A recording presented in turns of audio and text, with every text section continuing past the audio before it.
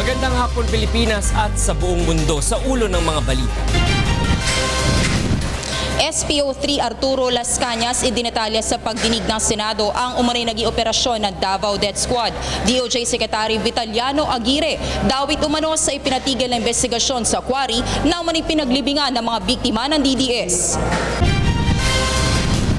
Senador Laila De Lima humingi rin umano ng pera kay pork barrel scam queen Janet Lim Napoles kapalit ng tuluyang pagsasara ng kasong serious illegal detention na isinampa laban sa kanya ni Ben Horluy.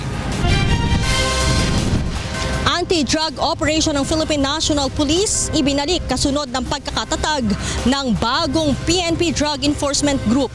Mga pulis na kasama sa operasyon dumaan umano sa masusing pagsusuri. Mahigit sa 700 biyahe ng eroplano sa Ninoy Aquino International Airport nakansela dahil sa ilang araw na maintenance shutdown ng Tagaytay Radar.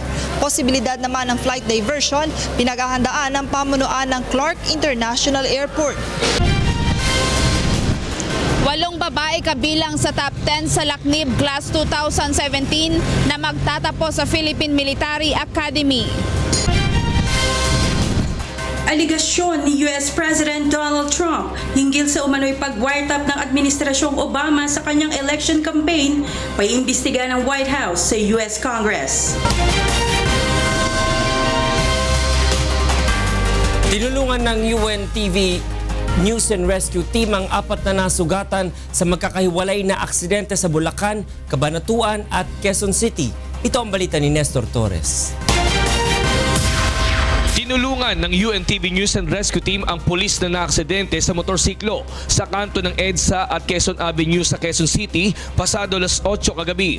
Nagtamon ng mga galo sa katawan si Otto Romel Domingo ng Valenzuela Police Headquarters na agad namang nilapatan ng first aid ng UNTV Rescue at saka inihatid sa East Avenue Hospital. Mabilis ng konti na ang takbo niya. Hindi lang niya nakaya ng pagliko niya.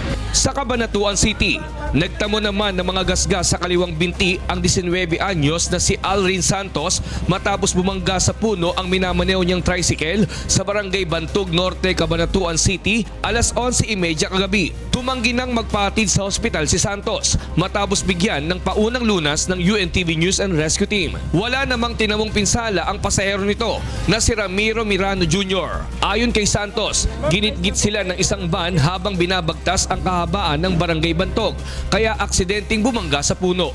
At sa Bulacan, nagtamon ng posibleng bali sa kaliwang balikat at pananakit ng katawan ang 21 anyos na si Joshua Cabunyag matapos sumabit sa side mirror ng kasalubong na Fortuner ang minamaneho niyang motorsiklo sa Santa Rita, Giginto, Bulacan pasado alas 9 kagabi. Matapos lapatan ng first aid ng UNTV News and Rescue Team ay kaagad nang inihatid si Cabunyag sa Bulacan Medical Center.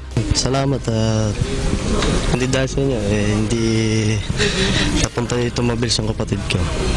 Salamat sa serbisyo niyo. Samantala, aksidente rin sa motorsiklo ang nirespondihan ng UNTV News and Rescue Team sa Burol First, Balagtas, Bulacan noong Sabado ng gabi. Nagtamo ng malalim na hiwa sa noo, pagdurugo ng ilong at nawalan pa ng malay ang 28 anyos na biktimang si Jerry Mark Jose. Matapos bigyan ng first aid, ay dinala na ng UNTV News and Rescue Team ang biktima sa Balagtas Doctors Hospital.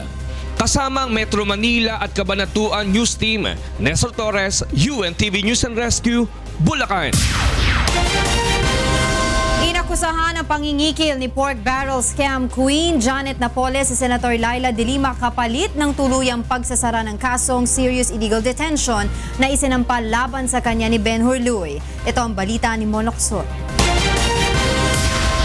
Sinubukan umano ni Senador Laila De Lima na hinga ng pera si Janet Napoles noong 2013 upang hindi na muling buksan ang kasong serious illegal detention laban sa kanya na isinampa ni Ben Horluy.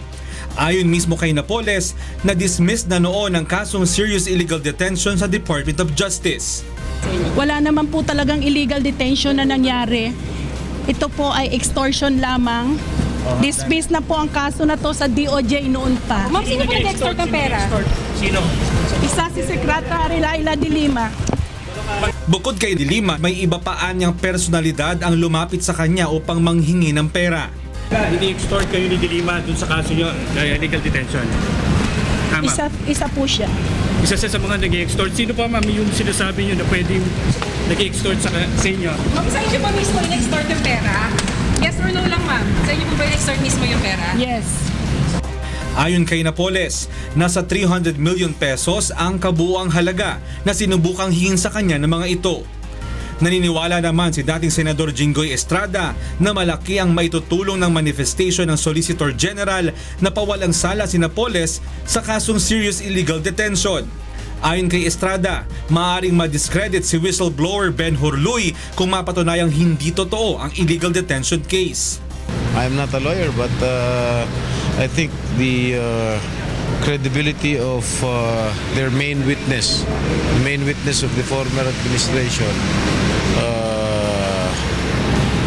siyempre madi-discredit siya.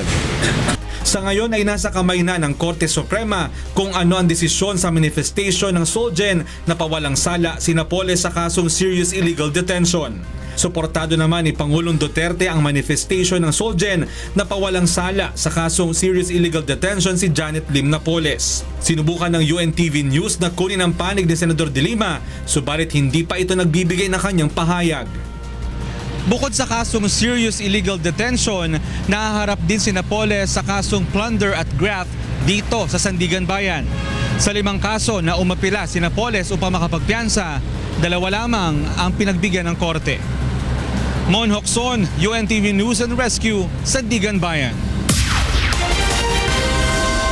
Tiniyak ni Philippine National Police Chief Ronald Bato de la Rosa ang kaligtasan ni Senator Laila De Lima sa PNP Custodial Center kasunod ng mga naglabas ang ulat sa social media tungkol sa umunay tangka niyang pagpapatiwakal. Ito ang balita ni Grace Casin. Lalong nangangamba si Senator Laila De Lima sa kanyang kaligtasan sa loob ng Philippine National Police Custodial Center. Ito'y matapos umanong maglabasan sa mga fake news sa social media na siya daw ay nagtangkang magpakamatay sa loob ng detention cell. Sa statement ng senadora, sinabi nitong pinapalabas umanong nawawala na siya sa sariling katinuan. Tila mina-mindset umano ang publiko upang walang masisi oras na may mangyaring masama sa kanya habang nakakulong. Nilinaw ng senador na nasa tamang pag-iisip pa siya at walang anumang sakit kaya walaan niyang dahilan upang siya ay mamatay sa sakit o magpakamatay dahil sa lungkot. Sa kabila ng mga naglabasang issue, tiniyak pa rin ni PNP Chief Ronald De La Rosa na ligtas ang senadora habang nasa poder nila. Very safe siya. Walang problema doon. Safe na safe siya.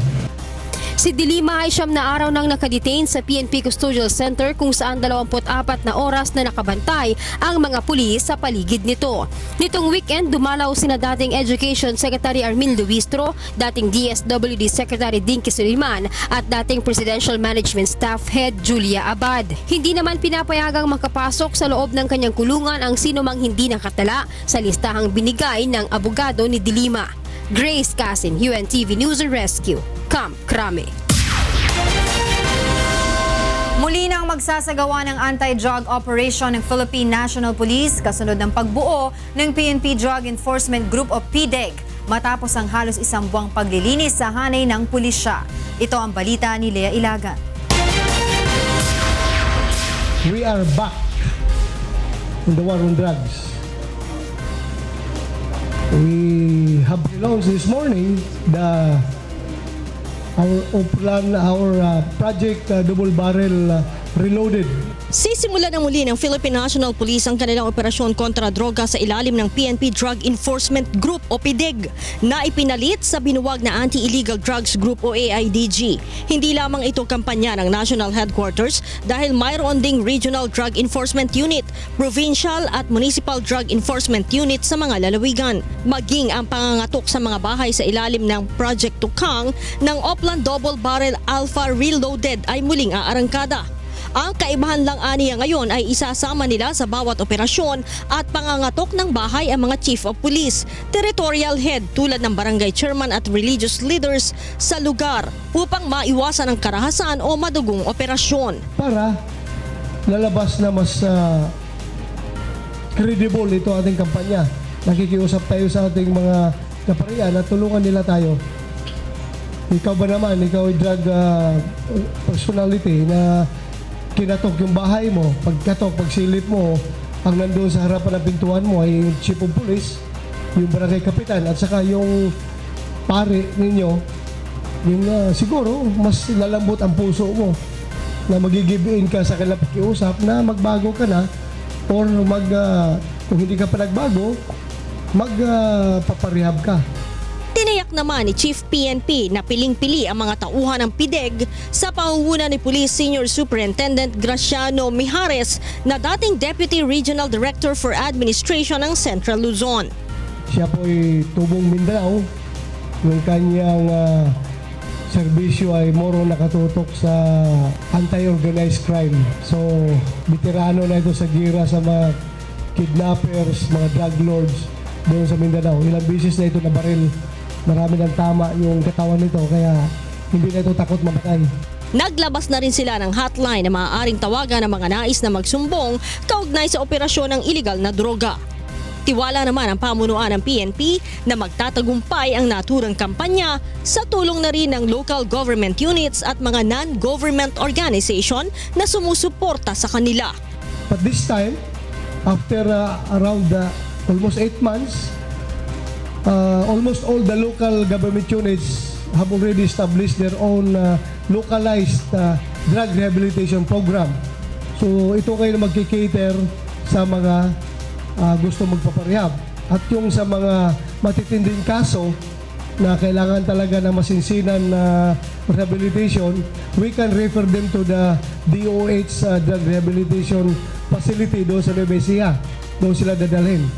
At doon naman sa mga lugar kung saan medyo mahina yung ibang local government units na hindi pa na-establish, hindi pa naitatag yung kanilang drug rehabilitation program na lokal, yung PNP, sasagutin po ng PNP ang problema na yan. Sa naitalang 1.2 million drug users sa bansa sa loob ng 8 buwan, 90% dito ang hindi pa malala at kailangan lamang ng community-based rehab program. Leia Ilagan, UNTV News and Rescue, Camp Crame. Plano ni House Speaker Pantaleon Alvarez na maghain ng bagong panukala kung saan mapapabilang ang plunder at rape sa mga krimen na posibleng mapatawan ng parusang kamatayan. Kasunod ito ng reaksyon ni Pangulong Rodrigo Duterte hinggil sa hindi pagkakasama ng 2 kaso sa mga probisyon ng kontrobersyal na panukala. Ito ang balita ni Nel Maribohok. Hindi magdadalawang isip si House Speaker Pantaleon Alvarez na alisan ng committee chairmanship ang sinumang miyembro ng majority coalition na hindi boboto pabor sa pagpapasa sa death penalty reimposition bill. Ito ang babala ni Speaker Alvarez sa nalalapit na nominal voting para sa pagpapasa sa third and final reading ng panukala. Papalitan lang doon sa posisyon. Hindi tatanggalin. Nilinaw din ni Alvarez, hindi pa dito natatapos ang pagpapasa ng mga krimen na maaaring mapabilang sa mga mapaparusahan ng bitay. Ito ang reaksyon ni Speaker Alvarez sa naging reaksyon ni Pangulong Duterte kung bakit hindi naisama ang plunder at rape sa mga probisyon ng death penalty reimposition bill. Dahil medyo controversial sa konti. So gawin natin, ipasa muna natin yung paisa-isa. Paisa-isa. Hindi naman kailangan lahat din eh. Ayon sa House Speaker, plano niyang mag-file ng bagong panukala upang maisama ang mga naturang krimen sa papatawan ng parusang bitay. Sinabi naman ni Congressman Edsel Lagman na tutol sa panukala, tiyak na maidadagdag na ang mga krimen na ito sa BICAM. This malevolent eventuality in the Bicameral Conference Committee must be seriously considered by the members of the House when they vote on third reading anytime this week. Tiniyak naman ng mambabatas na patuloy nilang haharangin ang pagpapasa ng kontrobersyal na panukala. Nel Maribohok, UNTV News and Rescue, House of Representatives.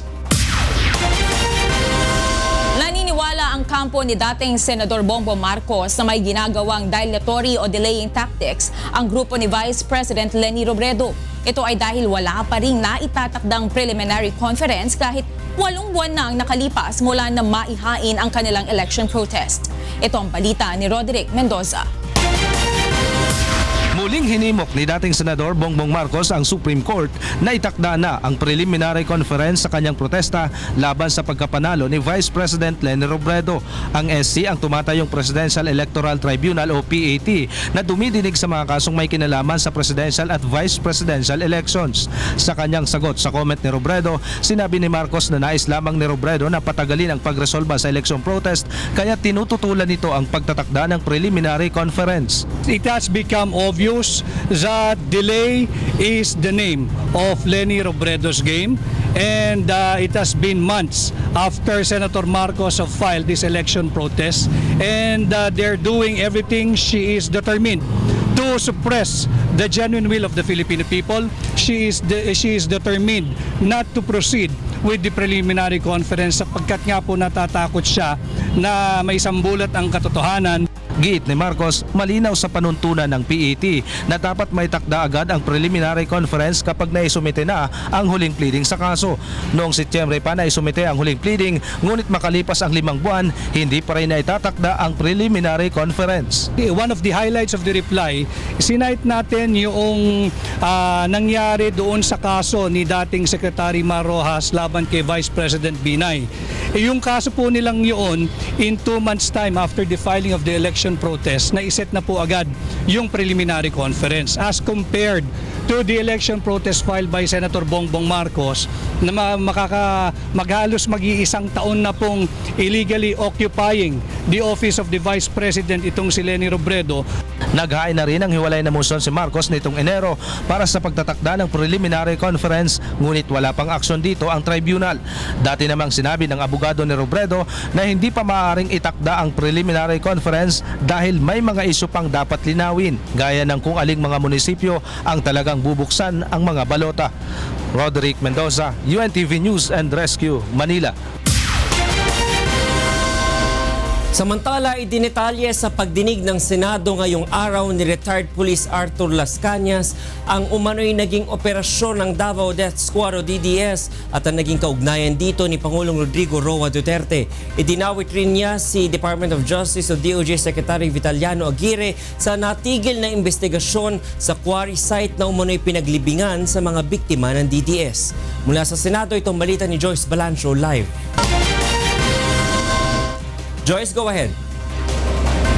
Yes, magandang gabi sa iyo, Attorney Reggie. Mahigit 5 oras nga itinagal ng pagdinig ng Senate Committee on Public Order and Dangerous Drugs patungkol sa mga bagong isiniwalat ni retired Police SPO3 Arturo Las Cañas. At sa pagdinig kanina, Attorney Reggie, inamin ni Las Cañas na umabot nga sa mahigit 200 tao ang kanyang napatay magmula nang sumali siya sa sinasabing grupong Davao Death Squad taong 1988.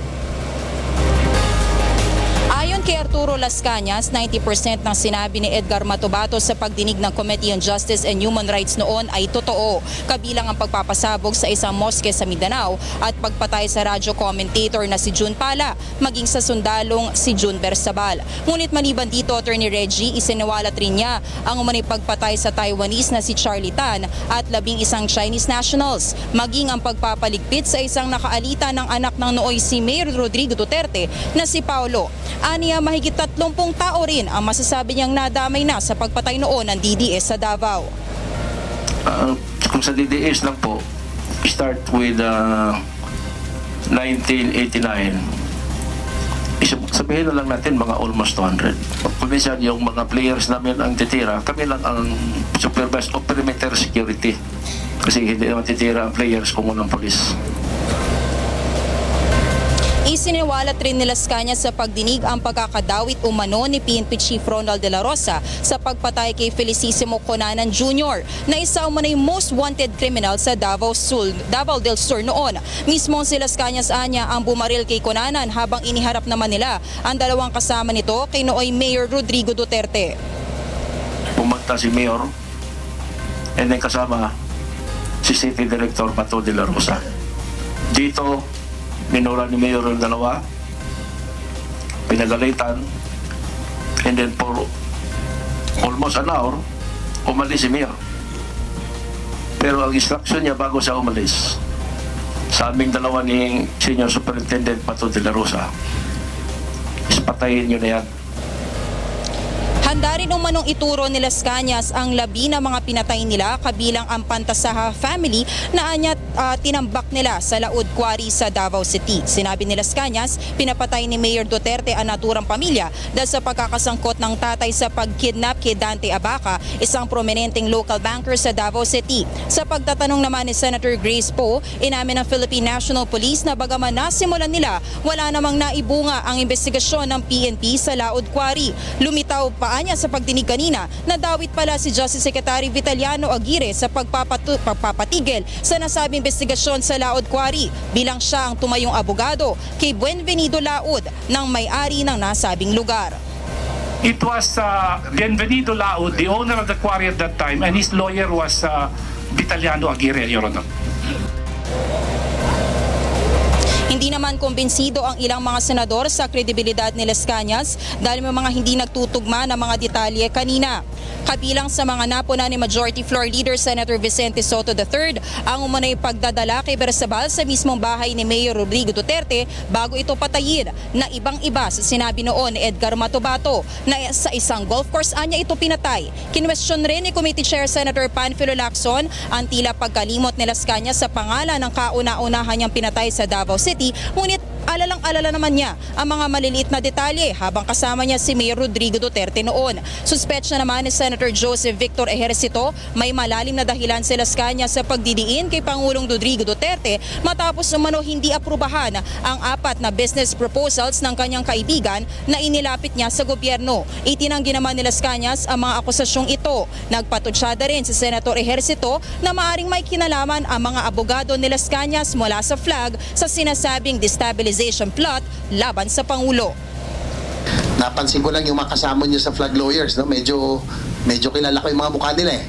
Nasa kaliwa nyo, si Attorney Ardo Sanidad, Attorney Pablito Sanidad, kulang na lang si Alex Padilla, wala ho. No? Kasi siya po yung abogado nyo rin. Kulang na lang dito sila Simeon Marcelo, parang kompleto na yung cast noong 2001. Nung una po lumabas, nung unang in-impeach si President Estrada, sila din ho ang nasa likod eh. Pero sa ngayon po, masabi niyo bang hindi rin ho kayo kasama? I will tell you, Your Honor, we are here as lawyers. Yes, okay. Nanindigan naman si Las Cañas na bunsod ng isang spiritual encounter kaya niya naisipang ihayag ang kanyang nalalaman tungkol sa DDS at pinagsisisihan na rin anya niya ang nagawang pagpatay katulad na nga ng pagkakasangkot niya sa pagkakapatay sa sariling kapatid na tulak anya ng droga noon sa Davao City. Attorney Reggie, isa sa mga questionable rin na nabanggit kanina ni Las Cañas ay yung umano'y pagpatay nila sa sinasabing dance instructor ng kapatid ni Mayor Rodrigo Duterte na si Jocelyn na ayon kay Senator Panfilo Lacson walang katotohanan dahil anya buhay na buhay itong sinasabing dance instructor. Dahil nga hindi kumbinsido si Senator Panfilo Lacson sa kredibilidad ni Las Cañas, in-adjourn na nila kanina ang hearing at wala nang susunod na pagdinig pa. At ayon kay Lacson ay papaubayan na lang niya sa Philippine National Police at sa CHR kung nais ba nila magsagawa pa ng follow-up investigation sa mga isiniwalat ni Arturo Las Cañas. Pero kung siya ang tatanungin, mas gusto na lang ni Senator Lacson na mag-focus na lang sila sa possible legislation mula dito sa pagdinig na to. At ayon kay Senator Lacson, isa sa nakikita niyang posibleng pwede nilang ihain na batas ay yung pagpapataas ng parusa sa kasong perjury upang hindi na anya matolerate yung pagsisinungaling ng mga testigo sa mga congressional inquiries katulad kanina. Attorney Reggie? Joyce, ang tanong ko, ngayong merong confession si PO3 Las Cañas doon sa mga ginawa niyang allegedly na mga krimen. Ano ang balak sa kanya gawin ng Senado? Would they let him go as is na parang witness and resource person lang siya? Or would they actively recommend the PNP to already investigate whatever it is that he confessed? Because it seems na this is a valid confession under oath at may kasama pa siyang mga abogado.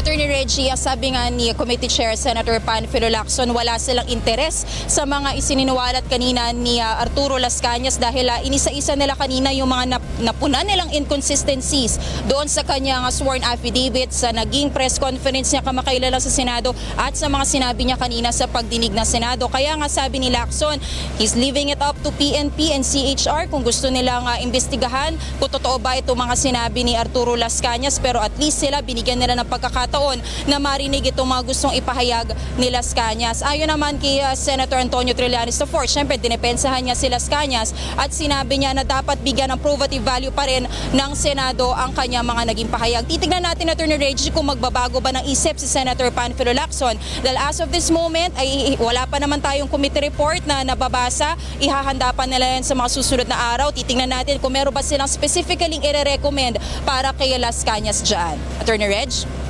Maraming salamat, George Balancho, nagulat ng live mula sa Senado. At sa kaugnay na balita, inamin naman ni Department of Justice o DOJ Secretary Vitaliano Aguirre na naging abogado nga siya ng may-ari ng quarry site na si Bienvenido Laud. Ngunit kiit niya hindi na dapat paniwalaan ang alegasyon ni Las Cañas dahil wala namang napatunayan ng mag-imbestiga noon si dating Commission on Human Rights o CHR Chief at ngayon Senador Leila de Lima. Ito ang balita ni Rosalie Cos. Hindi itinanggi ni Justice Secretary Vitaliano Aguirre ang sinabi ni retired police Arthur Las Cañas na naging abogado siya noon ni Bienvenido Laud, ang may-ari ng quarry site kung saan umano inilibing ang mga biktima ng Davao Death Squad. Ngunit ayon sa kalihim, hindi na dapat paniwalaan ang mga sinasabi ni Las Cañas dahil wala namang napatunayan sa aligasyon ng imbestigahan nito ng Department of Justice at Commission on Human Rights sa pangunguna ng dati nitong pinuno at ngayon senador na si Leila de Lima. Katunayan, walaan niyang isinampang demanda noon ang CHR. Pero walang napruebahan ng CHR, walang napruebahan ng DOJ na yung mga nakalibing doon ay talagang biktima ng DDS. Matter of fact, lumalabas nga doon parang mga buto ng animals yung hindi ng tao, yung mga nahukay doon. Iginiit rin ni Secretary Aguirre na dati nang ginawang libingan ng mga guerrilla ang lugar noong panahon ng Hapon, kaya hindi nakapagtatakang may mahukay na mga buto doon. Sa panig naman ng administrasyon, sinabi ni Chief Presidential Legal Counsel Attorney Salvador Panelo na imbento lang ang testimonya ni Las Cañas sa Senado hinggil sa Davao Death Squad. Gayaan niya ng ipinunto ni Senador Panfilo Lacson sa pagdinig, kontradiksyon ang mga pahayag ni Las Cañas noong February 20 press conference at sa sinumpaan nitong salaysay isang araw bago ang kanyang public confession. Pinabulaanan din ni Attorney Panelo ang pahayag ni Las Cañas na ipinag-utos ni Pangulong Duterte ang pagpatay sa isang ginang at isang bata. Anya, kinapopootan ng Pangulo ang extrajudicial killing at naniniwala siyang hindi kukonsintihin ng pamahalaan ang sino mang gagawa ng ganitong krimen. Rosalie Cos, UNTV News and Rescue, Manila. Susunod sa ito ang balita. 8 babae kabilang sa top 10 sa Laknib Class 2017 na magtatapos sa Philippine Military Academy. Mahigit sa 700 biyahe ng eroplano sa Ninoy Aquino International Airport nakansela dahil sa ilang araw na maintenance shutdown ng Tagaytay Radar. Posibilidad naman ng flight diversion pinaghahandaan ng pamunuan ng Clark International Airport.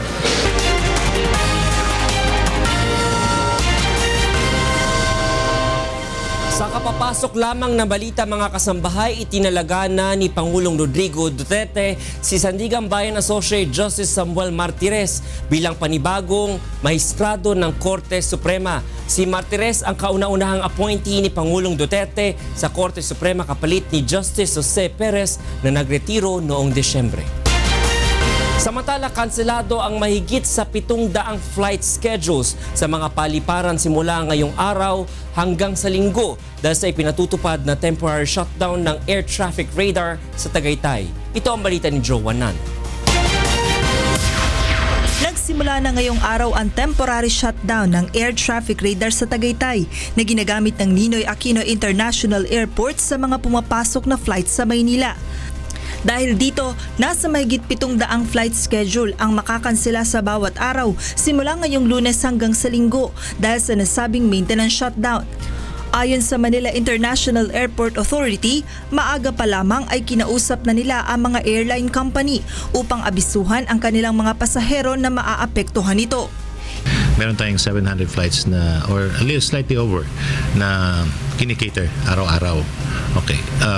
Since kailangan po natin i-upgrade at pangangailangan po talaga yan na may saayos ng CAAP yung radar sa Tagaytay. Nakiusap po kami sa mga airlines. Specifically yung mga domestic carriers na tulungan at masaayos yung panibagong flight schedules.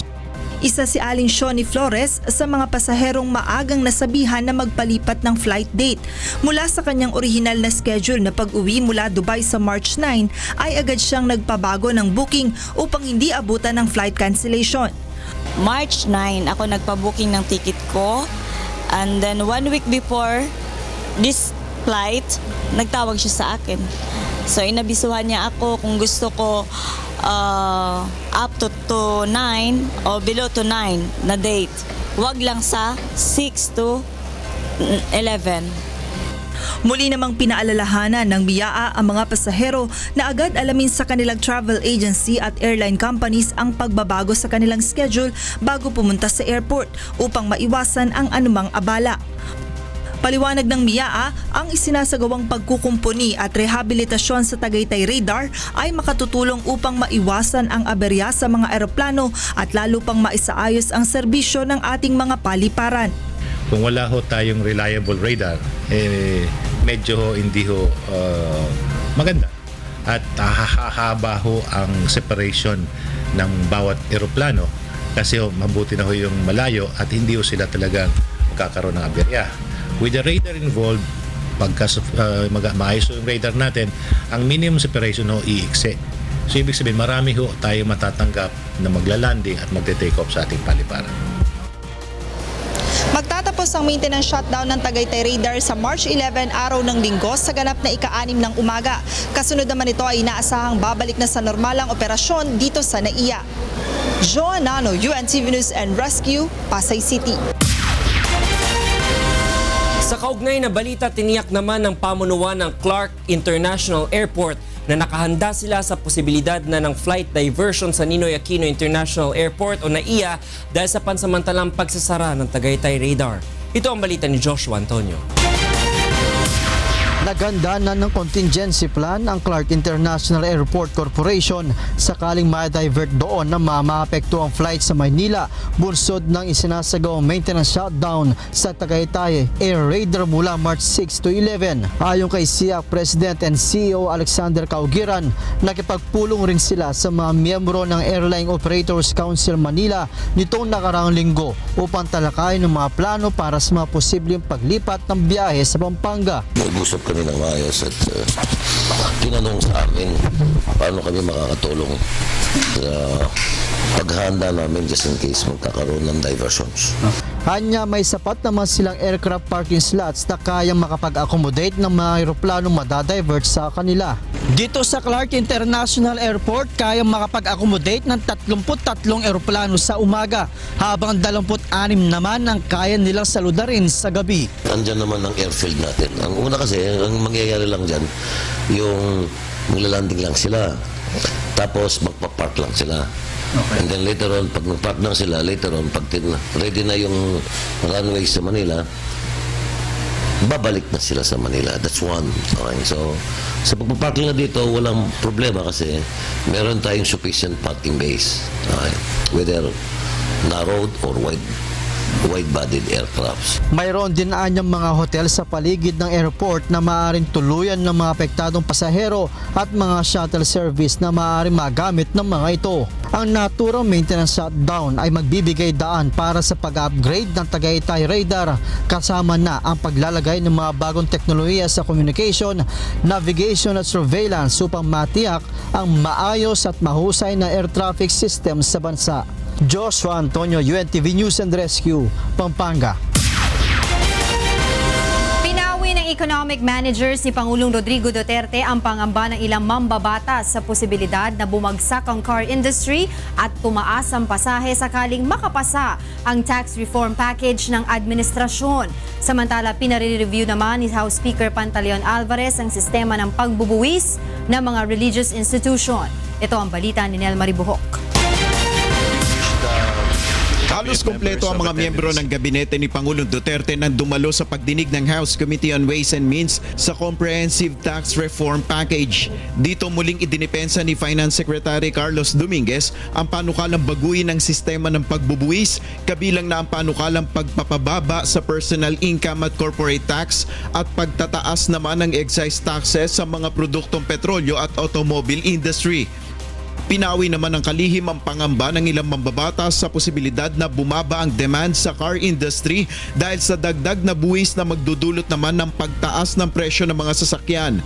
Ayon kay Secretary Dominguez, masusuportahan pa rin ito kapag naibaba na ang personal income tax rate. Many people will benefit and in fact will have an extra maybe 20 or 30,000 pesos a year, which they can use to buy to use for payments for a car. Sa kabila nito, pag-aaralan ng economic managers ang compromised agreement sa automobile tax kung saan ibababa lamang ng kaunti ang proposed rates ng administrasyon. Paliwanag pa ng DOF, maliit rin ang magiging epekto sa mga pasahe, partikular na sa airlines cost kapag naipasa naman ang dagdag na excise tax sa mga petroleum products. Trends we see nowadays is that the pass on of higher fuel on the rest of the economy is very minimal nowadays compared to say 10 or 20 years ago. Samantala, pinare-review naman ni House Speaker Pantaleon Alvarez sa komite ang posibilidad na baguhin ang tax system ng mga religious institution, partikular na ang mga nagdideklara ng non-stock at non-profit. Partikular na pinabubusisi ng House leadership ang binabayaran tax ng mga eskwelahan na pagmamay-ari ng mga religious group maging ng mga investment nito. Ito mga schools na to, they don't cater for the poor. Palaging nag-i-increase ng tuition fees yan. If the income is not for education purpose, it should be taxed. Pinasusumite ni Speaker Alvarez sa komite ang income tax return ng lahat ng mga religious institution upang ito ay mabusisi ng lower house at makapagpanukala ng amyenda ukol dito. Nel Maribuhok, UNTV News and Rescue, House of Representatives. Naaresto ng mga tauhan ng National Bureau of Investigation o NBI ang dalawang umanay gumamit sa pangalan ni dating National Irrigation Administration Chief Peter Lavinia upang makakuha ng 1 milyong piso sa isang bangko. Natuklasan pa ng NBI na nagpanggap din ang isa sa mga sospek bilang si DOTR Secretary Arthur Tugade at dating Vice President Jejo Marbinay upang makakuha ng pera sa mga negosyante. Ito ang balita ni Roderick Mendoza. Matapos ang ilang buwang operasyon ng NBI, naaresto ang suspect na ito na nagpapanggap umanong mataas na opisyal ng gobyerno upang makakuha ng pera sa mga negosyante. Kinilala ang suspect na si Vimby Flores Avilla na naaresto sa isang restaurant sa San Pedro City, Laguna sa bisa ng restaurant na inilabas ng Manila RTC para sa kasong attempted murder. Ngunit bago ito, naaresto muna ng NBI sa isang entrapment operation ang kasamahan nitong si Jericho J. Sauco na nagpasyang makipagtulungan sa mga otoridad. Kwento ni Jericho, nakisosyo umano sa kanilang negosyo sa Avilla at idiniposito sa kanyang account ang umano'y share nito na kinalaunan ay natuklasan nilang galing pala sa mga nabibiktima nito. Masaya po ako, sir, kasi natunto na po yung suspect na yan na nanloko po sa amin last year. Yun nga po, sir, na brainwash nga po kami. So parang talagang sa sobrang galing niya po talagang magsalita. Isa umano sa mga biktima ni Avilla ang isang bangko na hininga nito ng 1 milyong piso para sa victory party ni Pangulong Rodrigo Duterte. Nagpakilala umano ang suspect bilang si dating NIA Chief Peter Lavinia na noon ay campaign spokesperson ni Duterte. Nang suriin ang cellphone nito, natuklasan din ng NBI na nakakuha rin ito ng 950,000 pesos sa isang negosyante matapos magpanggap bilang si DOTR Secretary Art Tugade. In 2016, he introduced himself as Secretary Lavinia, and in 2017, he introduced himself as Secretary Tugade, asking for donations. In the case of Secretary Tugade, he was asking for donations from businessmen para dun sa victims ng Surigao earthquake. So we are warning the public to be extra cautious of persons who misrepresent and introduce themselves as government officials. Base sa record ng NBI, dati na rin itong naaresto dahil sa pangingikil sa isang business tycoon matapos magpanggap bilang si dating Vice President Jejomar Binay, ngunit nakapagpiyansa at nakalaya. Tumangging magkomento sa aligasyon ang suspect dahil nais muna nitong makausap ang kanyang abogado. Hindi ko alam. Wala pa akong idea. Sasampahan ng kasong estafa ang mga naarestong suspect habang patuloy na inaalam ng NBI ang iba pang mga kasabwat nito. Roderick Mendoza, UNTV News and Rescue, Manila. Tinanggap na ni Pangulong Rodrigo Duterte ang pagbibitiw sa pwesto ng Chief Executive Officer at Presidente ng Home Development Mutual o Pag-ibig Fund na si Darlene Berabe. Ang Deputy Chief Executive Officer ng Pag-ibig at Senior Vice President ng IT Sector na si Ahmad Moti ang itinalagang officer in charge ng Malacanang. Mahigit 6 na taong ring nagsilbi si Berabe bilang CEO at Pangulo ng Pag-ibig at sa ilalim ng kanyang pangangasiwa ay dumami ang membership ng ahensya sa 17 milyon mula sa dating 10 milyon noong 2010. Samantala, inihayag ng Philippine Military Academy ang top 10 cadets ng Salaknib Class of 2017 na magtatapos ngayong taon. 8 sa 10 top-notchers ay mga babae. Class valedictorian ng Novo Ecijano na si Rovi Mariel Martinez na anak na isang konsihal sa Barangay Bangad sa Cabanatuan. 11 awardee ang tatanggapin ni Martinez, kabilang na ang Presidential Sabre, Academic Group Award, Navy Professional Courses Plaque, Australian Defense Force Award at iba pa. Ang graduating PMA sa Laknib Class of 2017 ay binubuo ng 167 kadete kung saan 63 dito ay babae at 104 naman ang mga lalaki. Sa March 12 gaganapin ang graduation rites ng PMA na inaasahang dadaluhan ni Pangulong Rodrigo Duterte.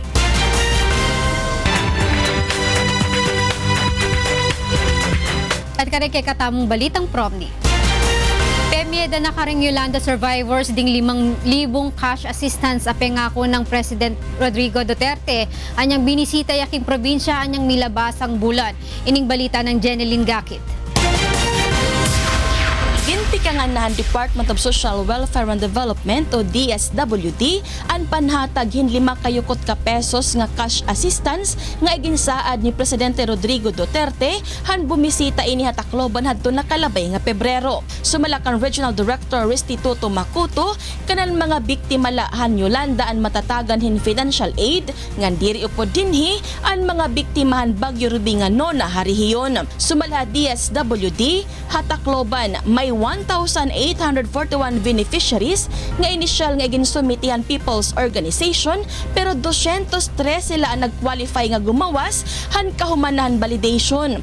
Kay may nadoble nga ngaran ni dahalistahan nga naniba naman inakakarawat ng emergency shelter assistance ngan pabahay program. Bakit nagtaka kayo kung bakit cash? Kasi ito yung natin parang initial salvo. Malapit lang naman yung mga tao so medyo hindi risky yung pagdala ng pera. So ang gagawin natin sa susunod na mga payout ay through cash card.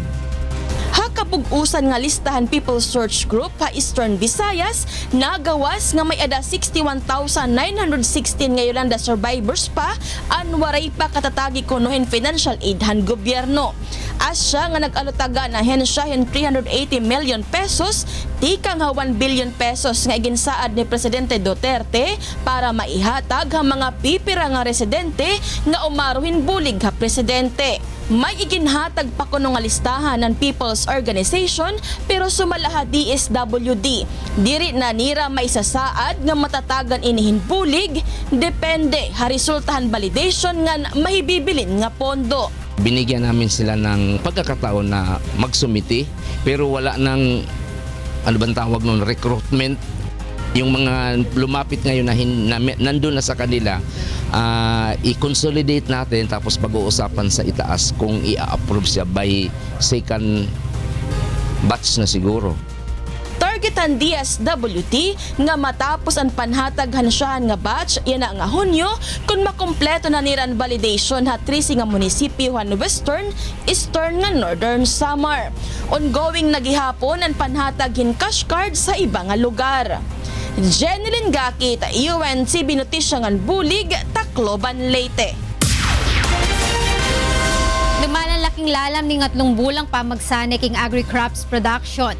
Ning miyembro na ning Pantawid Pamilyang Pilipino program, ang pong lingkod lingap sa nayon king Bulacan bang maragdagan ning karelang kebaluan ang pong panakitan. Ining balita ng Nestor Torres.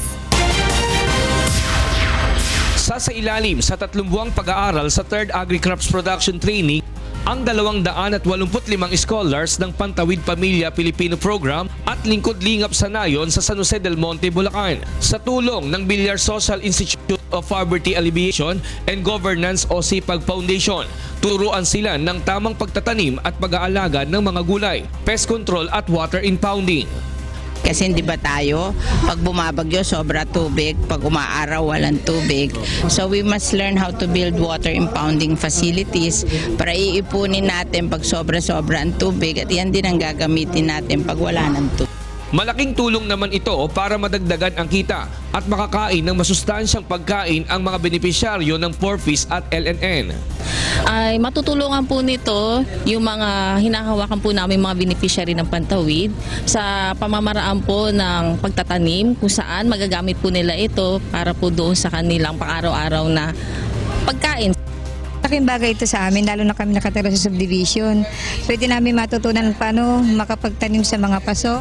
Yung taniman namin ng aming kakainin, hindi na kami bibili sa palengke. Sa buwan ng Mayo nakatakda ang Harvest Festival graduation ceremony ng mga nagsipag-aral sa Villar Sipag Farm School at pagkatapos nito ay maaari na nilang i-apply sa aktwal ang kanilang mga natutunan. Nestor Torres, UNTV News and Rescue, Bulacan. 6 laring mete kabang 4 laring may nasakit king milyaring vehicular accident king Tobaco City, Albay, naput. Ining balita ng Hazel Rivero. Anom gadan kamabangga nin sarong trailer truck ang nakaparadang motorsiklo sa Tabaco City, Albay, Domingo nin hapon. Nabisto ang mga nagadan na sina Albert Baruga, Hasmin Buringot, Clark Comero, Orlando Lando Ocampo, Romel Nantes at James Romero. Sigun sa Bicol Provincial Police Office, nangyari ang aksidente sa may boundary cam Barangay Castelluhan asin istansya sa Tabaco City. Nagbabiyahe ang trailer truck na pano nin bakal sa kahalabaan kang National Road hali sa Ligao City, pasiring sa Tabaco City kan mabangga kaini ang nakaparadang motorsiklo sa gilid ning tinampo. Isang factor po ditong tinitingnan po namin ay yung bigat na overloading, talagang mabigat ang karga nitong truck na ito. Out of control na itong truck na ito kasi nga po curve at pababa, parang nasa buwelo na siya. Desidido man ang mga pamilya kan mga biktima na magsaangat nin kaso laban sa kumpanyang tagsadiri kang truck. Kaya alam naman pala nilang nawala na ng kontrol. Tsaka yung truck low man na pala yun. May winildingan pa yung ilalim noon. Yung bigat-bigat ng karga ng bakal tapos yun pang gagamitin nila. Sigun sa kapitan kang barangay, permi may nangyayaring aksidente sa boundary kang Castelluhan, istansya sa Tabaco City.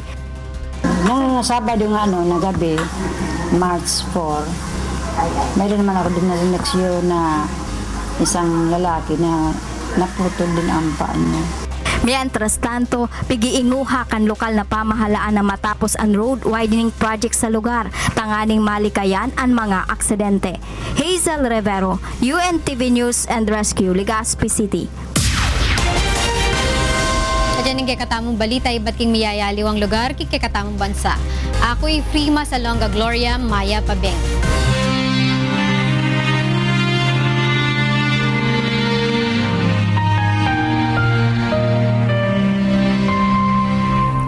Dalawang 2,600 at 60 araw na po ang nakalipas mula na maganap ang malagim na Maguindanao Massacre. Ngunit hanggang ngayon ay naghahanap pa rin tayo ng katarungan sa mga biktima ng malagim na krimen. At sa tila madilim na hinaharap ng kaso, hindi po bibitiw ang UNTV sa labang ito hanggang makamit ang katarungan, hindi lamang para sa aming 4 na kasamahan, kundi sa lahat ng mga biktima ng karumal-dumal na pamamaslang. Susunod sa ito ang balita. Aligasyon ni US President Donald Trump hinggil sa umano'y pag-wiretap ng Administrasyong Obama sa kanyang election campaign, paiimbestiga ng White House sa US Congress.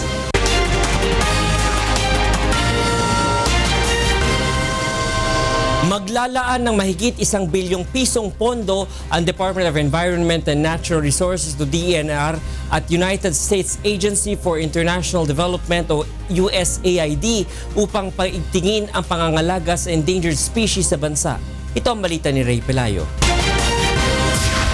Isang biodiversity project ang inilunsad ng Department of Environment and Natural Resources at USAID ngayong araw na naglalayong protektahan ang endangered species sa bansa laban sa wildlife trafficking, illegal fishing, land use conversion, irresponsible mining at iba pang illegal na aktibidad. Ang proyekto na tinatawag na Project Wildlife ay tatagal ng 5 taon at paglalaanan ng kabuuang 1.2 billion pesos na pondo. The country's way out of poverty is area development. It's taking each area and seeing the specialness, the uniqueness, the beauty, the specialness of what's there and ensuring that that specialness benefits the people living there and at the end of the day will benefit everyone else. Ayon naman kay US Ambassador to the Philippines, Sung Kim, maraming magagandang lugar sa bansa ang kinaroroonan ng iba't ibang wildlife species kaya't nararapat lamang na mabantayan at mapangalagaan ito. This 5-year, $24.5 million project, that's 1.2 billion pesos, will combat wildlife trafficking and protect wildlife habitats in highly biodiverse areas in this great country.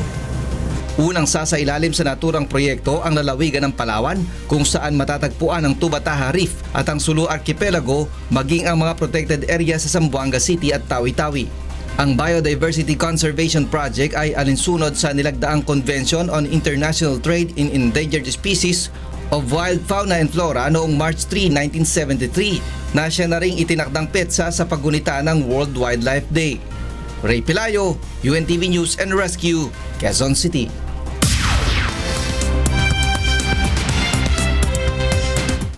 And for the news abroad, the White House requests a full investigation into the wiretapping allegations of U.S. President Donald Trump against the administration of former President Barack Obama. Kat Carriedo reports.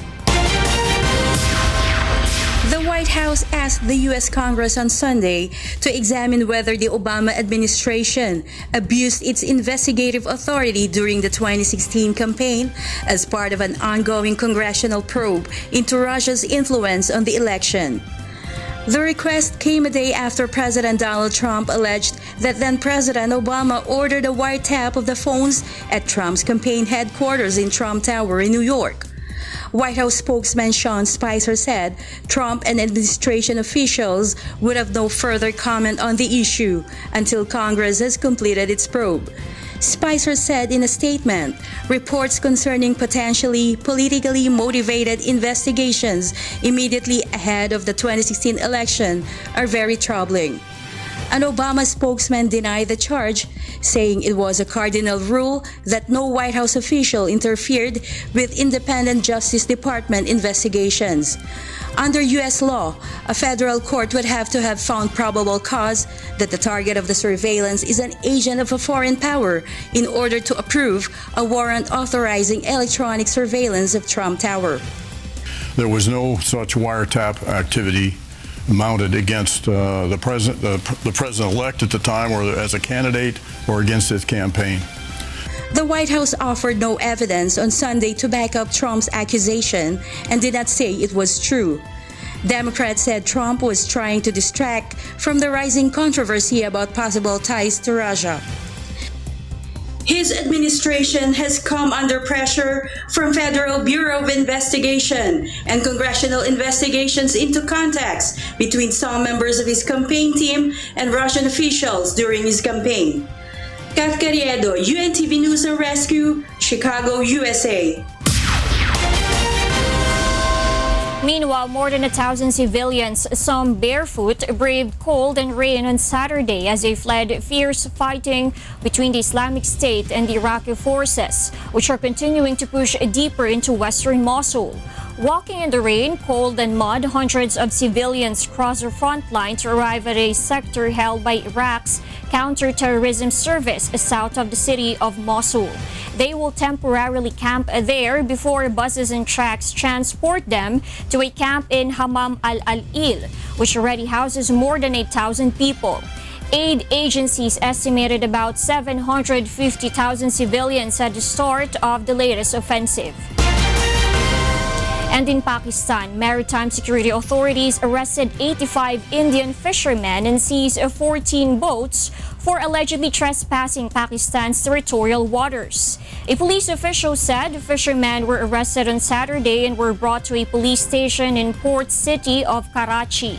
India and Pakistan share an extensive oceanic border with each other, which is poorly defined, resulting in fishermen on both sides inadvertently crossing over to the other side while netting their catch. Relations between the two countries have been strained since a crackdown by Indian security forces on dissent in an Indian-controlled Kashmir began in July 2016.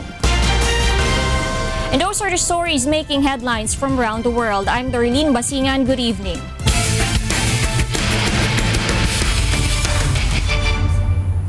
Nasungkit ng two-time champion Judiciary Magis ang ikatlong pwesto sa UNTV Cup Season 5 matapos nitong talunin ang rookie team BOC Transformers kahapon. Samantala na ipanalo ng Malacanang Kamao ang Game 1 kontra sa three-time runner-up PNP Responders ng Best of 3 playoffs para sa titulo ng UNTV Cup Season 5. Ito ang balita ni Bernardadis. Goes up, no shot, follow up, no, and it is over. Malacanang has won Game 1. Nakaisa na ang Malacanang Kamao kontra PNP Responders sa kanilang Best of 3 Final Series ng UNTV Cup Season 5 na ginanap sa Pasig City Sports Center kahapon. Tinalo ng Malacanang ang PNP sa napaka-intense na Game 1 sa score na 82-81. Hindi naging madali para sa Kamao team ang panalo na mula sa umpisa ay naghabol sa mabilis na opensa ng PNP Responders. Abante ng 8 puntos ang PNP sa arangkada ng ballgame 23-15. Nakadikit ang Malacanang at naitabla sa 39-all sa second quarter. Muling nag-init ang opensa ng PNP sa third quarter sa pangunguna ng sniper na si Olan Umiping. Na-fouled out naman sa last quarter ang tatlong main player ng Malacanang na sina Ian Garrido, John Michael Jimenez at Vishnu Das Javier.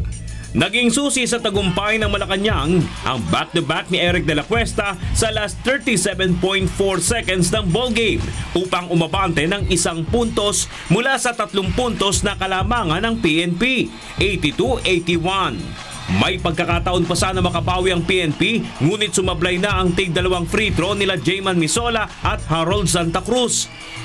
Tinanghal ang best player of the game sina Eric De La Cuesta na kumamada ng 23 points, 5 rebounds, 3 steals at 1 assist. At si Christian Luanzon na may 29 points, 11 rebounds, 2 assist at 1 steal. Siyempre masaya, no? We're gonna go back sa tape. Tingnan namin kung saan pa kami mag-improve. This is a very tough team. Kung bigyan namin sila ng pagkakataon, the next game para itayo 1-1, it's anybody's ball game, game 3. So we're gonna make sure na we're gonna do everything that we can para, i-close out na yung game sa Tuesday next week. Kailangan start strong kami kasi nung first quarter kanina medyo sluggish yung umpisa namin kaya tinambakan kami. So luckily nakuha namin yung rhythm namin pagdating ng second quarter at pagdating ng third and fourth, yun nakuha na namin. Kaya kami siguro nanalo ngayon sa game na to. Proud naman ang coach na magkabilang kupunan sa performance ng kanilang team. Laban lang. Sabi ko nga kanina, hindi na ako nag-coach dun eh. Kasi obligado na ako kung sino yung natitira, sila na lang yung gagamitin ko eh. Isa lang sigurado ako, kung sino man yung gagamitin ko, ready yun at gagawin niya talaga yung lahat para patulungan yung team niya. Proud pa rin naman ako sa players ko eh. Okay? At least nandun pa rin kami. So happy lang, di namin na-convert yung the last play. Okay lang, bawi na lang kami next game. Gaganapin ang Game 2 sa Smart Araneta Coliseum sa March 14, Martes alas 7 ng gabi. Samantala, nakuha naman ng Judiciary Magis ang third place matapos talunin ng BOC Transformers sa score na 197. Nanguna sa Judiciary sina Chester Tolomia na tumikada ng 30 points, 15 rebounds at 3 assist at steals. At si Warren Ibanez na may 22 points, 9 rebounds, 7 assist at 1 steal. Kaya tinanghal na best players of the game. Ito na ang ika-5 sunod na pagkatalo ng BOC matapos ang 8 sunod na panalo. Magkakamit ang Judiciary Magies ng 1 million pesos cash prize at kalahating milyong piso naman ang makukuha ng BOC Transformers na kapwa itutulong nila sa kanilang mga napiling benepisyaryo. Bernard Daddies para sa UNTV Cup Season 5.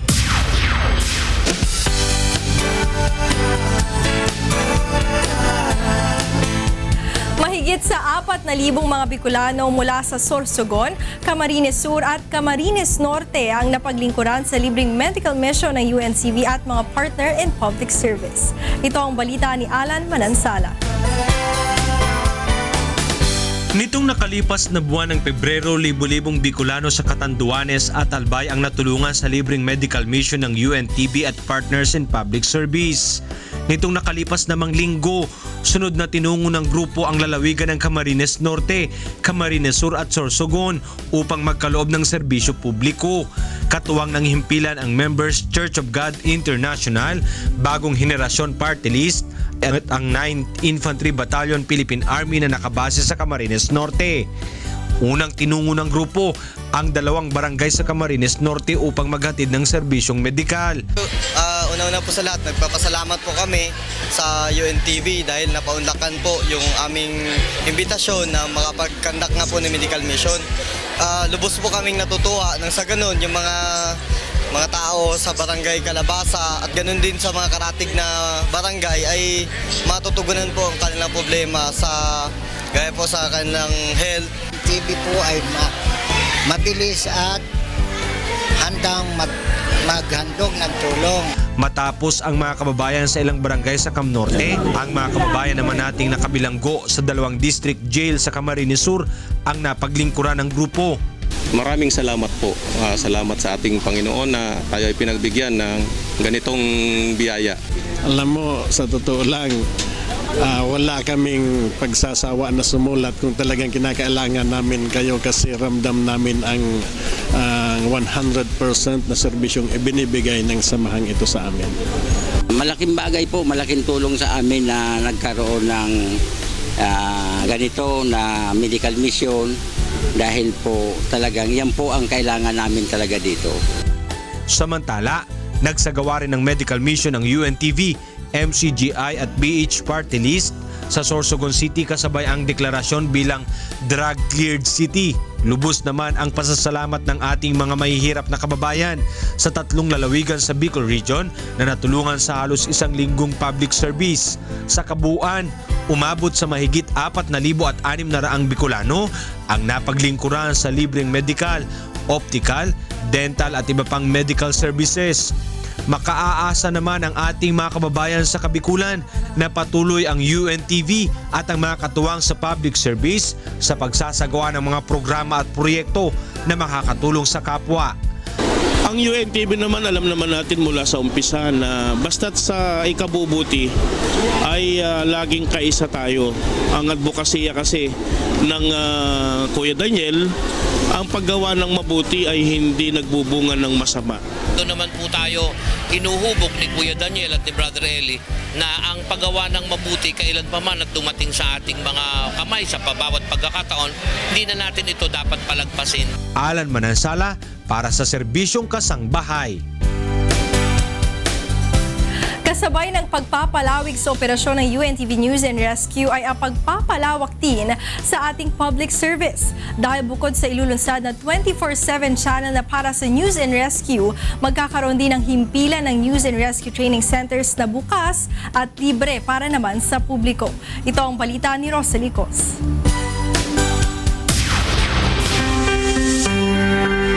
13 taon nang namamayagpag sa himpapawid ang nag-iisang public service channel sa bansa, ang UNTV.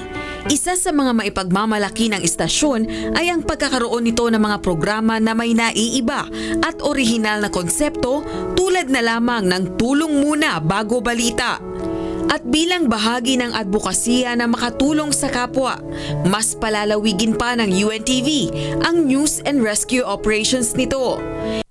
Yung ating UNTV News and Rescue, una, magkakaroon na tayo ng sarili nating channel which is 24/7 dedicated sa news and rescue. So that's one, at yung ating malaking command center para sa ating news and rescue na ita-tie up natin sa lahat ng mga sa lahat ng mga rescue teams o rescue groups sa buong Pilipinas and even abroad. And yung ating pagkakaroon ng ating news and rescue training center. Ang ilulunsad na News and Rescue Training Centers ay magsisilbing eskwelahan para sa mga nagnanais sumailalim sa rescue training. Ito ay libre at bukas sa publiko. Ang atin naman kasing lahat ng ginagawang pagbabago ay para pa rin sa improvement ng paglilingkod natin sa ating mga kababayan, sa ating mga kapwa-tao.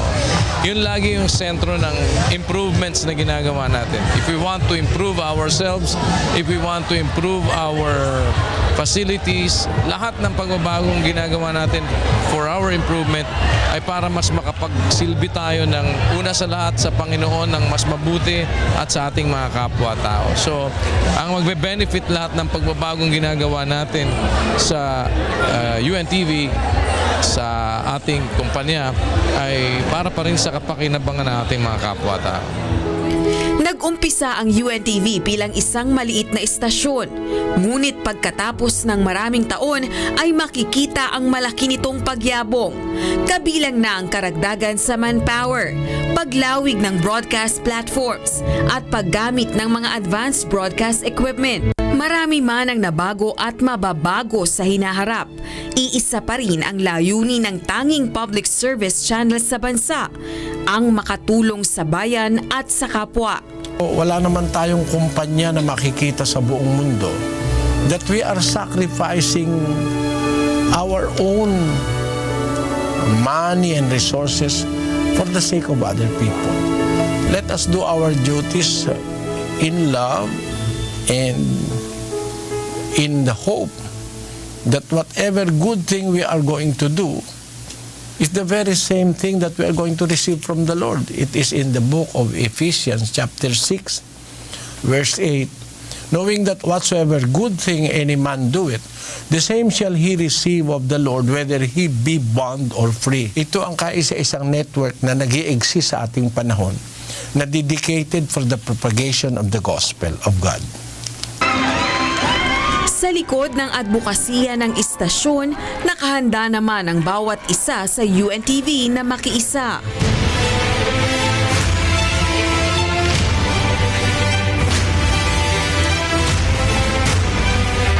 At ang lahat ng programa ng UNTV ay para sa kasusulong at pagtulong sa ating mga kapwa.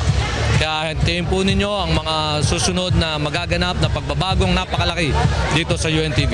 Sabi nga ni Kuya, hahakbang siya at hahakbang siya na mabilis. So dapat makasunod tayo na mabilis para hindi tayo maiwan.